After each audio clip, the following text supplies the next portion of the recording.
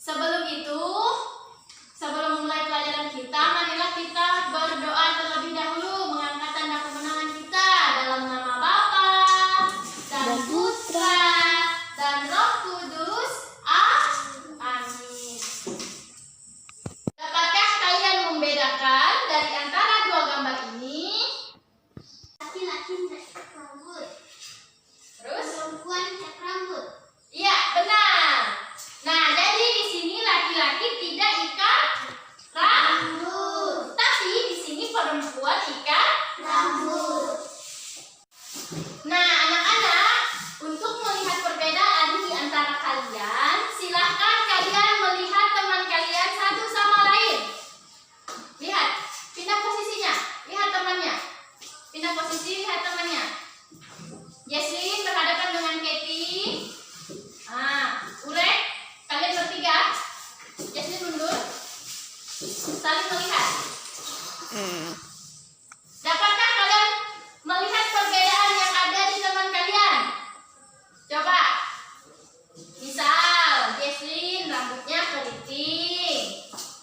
Katy rambutnya lurus. Nah, seperti itu ya.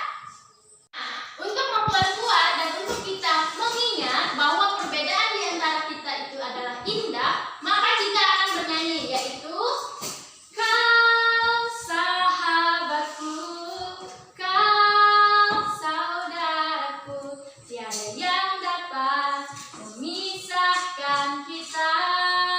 Oh, kau sahabatku, kau saudaraku, tiada yang dapat memisahkan kita. Jadi, segala perbedaan yang ada di antara dirimu dan temanmu itu semuanya menjadi satu di dalam Tuhan.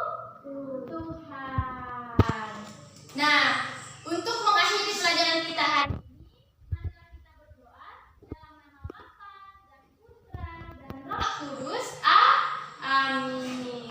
Anak-anak, nah sebelum kita memulai kegiatan belajar mengajar kita pada pagi hari ini, mari kita awali dengan tanda salib dalam nama Bapa, Putra, dan Roh Kudus. Amin.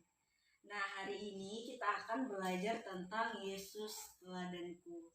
Nah, sebelum kita memasuki materi, Ibu akan bertanya nih, siapa sih Yesus itu? Nah, Dia adalah sumber penyelamat bagi kita semua.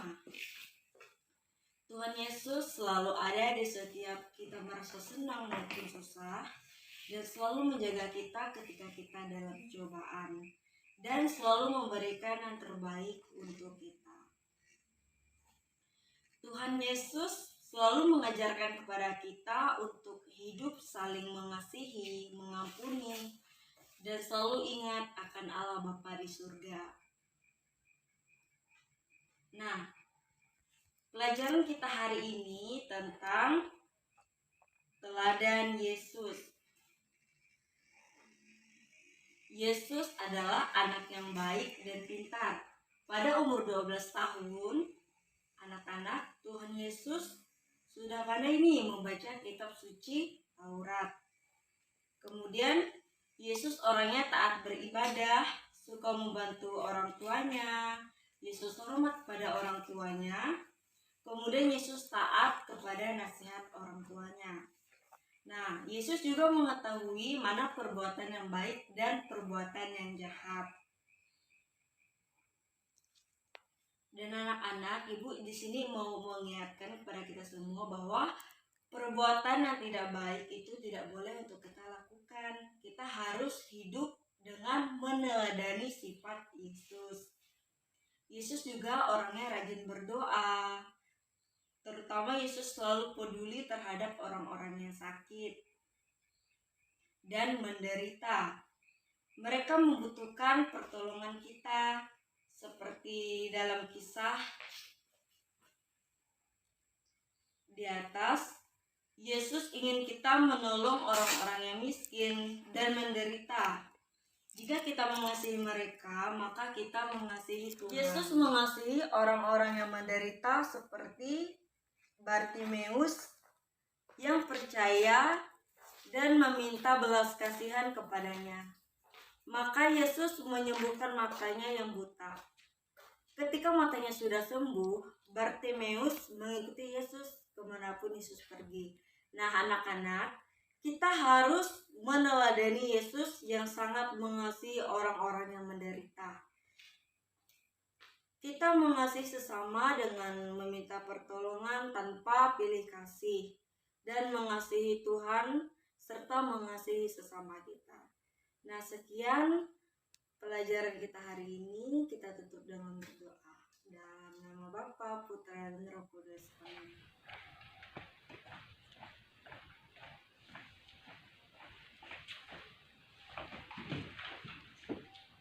Selamat pagi anak-anak.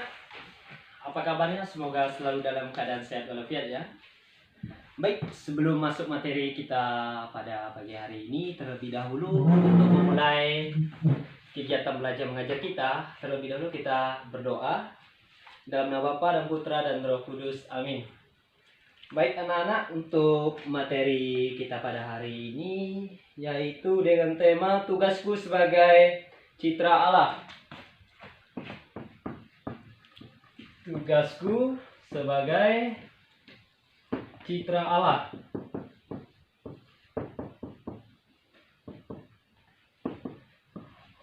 Baik, di sini Bapak ingin bertanya sama anak-anak semua sebelum masuk ke inti pembahasan kita. Di sini Bapak bertanya, apa itu tugas? Yang kedua, apa tugas kita di dunia sebagai citra Allah? Nah, baik anak-anak, Bapak akan membagikan kelompok diskusi. Setiap kelompok terdiri dari 5 atau 6 orang. Silakan anak-anak buka buku panduannya halaman 9. Di situ ada 4 gambar. Silakan kalian per kelompok diskusikan atas kondisi tersebut. Materi selanjutnya ini adalah tugas manusia sebagai citra Allah menurut kitab suci. Untuk memahami hal tersebut, kita dapat membaca ayat kitab suci.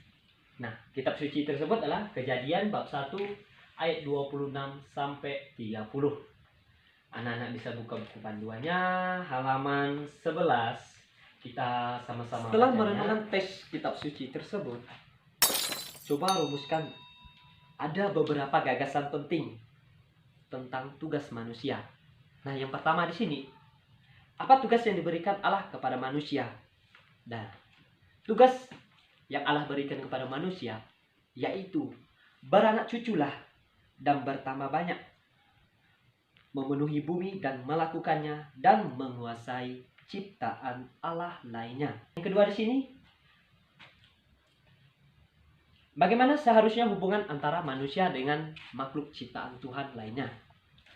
Hubungan yang seharusnya yang dilakukan manusia dengan ciptaan lainnya yaitu harus memiliki hubungan yang baik, saling menghormati, dan saling menghargai satu sama lain. Dapat bersikap dan tidak dapat bersikap sewenang-wenangnya atas kuasa dan tugas yang diberikan Allah itu. Jadi di sini Bapak ambil simpulan bahwa hubungan yang seharusnya yang kita sama ciptaan Tuhan lainnya, sesama kalian dan teman kalian, itu memiliki hubungan yang baik. Jangan sampai berkelahi gara-gara yang hal tidak penting. Nah, lanjut. Apakah kondisi ciptaan Allah yang ada sekarang sudah sesuai dengan kehendakan Allah ketika menciptakan dan menyerahkan kepada manusia? Kita dapat ketahui bahwa manusia tidak dapat menjalankan tugasnya melebihi kekuasaan dan batasan yang diberikan oleh Allah. Manusia perlu menjalankan tugas secara bijak dan demi kemuliaan Allah serta kebahagiaannya manusia sendiri. Maka sesungguhnya keegoisan, keserakahan, dan sikap acuh tak acuh terhadap kerusakan ciptaan Tuhan menjadi musuh bagi kita. Yang terakhir di sini adalah ciri-ciri tindakan manusia yang selaras dengan kehendakan Allah seperti yang diamanatkan dalam Kejadian bab 1 ayat 26 sampai 30. Refleksi kita dari ayat tersebut, kita telah memahami bahwa Allah menciptakan kita sebagai citra Allah. Baik anak-anak, sebagai penutup Karena di awal pembelajaran kita buka dengan doa, jadi penutup juga kita tutup dengan doa. Mari kita berdoa dalam nama Bapa dan Putra dan Roh Kudus. Amin. Sudah jelas dan tidak ada. Selamat pagi adik-adik.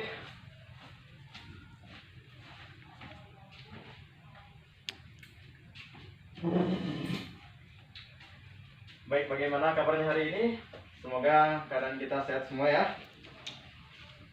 Baik, sebelum kita lanjut pembelajaran kita hari ini adik-adik, marilah kita berdoa terlebih dahulu. Dalam nama Bapa dan Putra dan Roh Kudus. Amin.